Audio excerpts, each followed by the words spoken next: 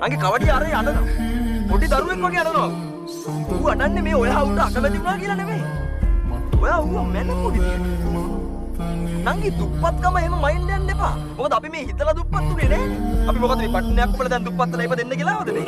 එහෙම ආවේ නෑ. අපි දුප්පත් අපේ තාත්තලා දුප්පත්. ඉතින් ඒක නිසා ඒකට විහිළු කරන්න එපා නංගි. ඒක පව් එහෙම කරන එක. මේ සර අපි දැන් යන්න. කියන්න තියෙන ඔක්කොම කිව්වනේ. ඔව්.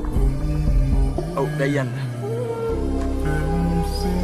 හැබැයි නෑ නංගි මට මේ ටිකත් කියන්න ඕනේ.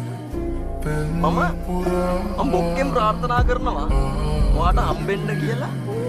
ලස්සන උඩට අර මේම ස්ටයිල් දාලා මේම සංග දාලා ඉන්න සෙන් ගාන චුයින්ගම් කන කාර් පදින එම සුපරි පරි කොල්ලෙක් හම්බෙන්න ඕනේ.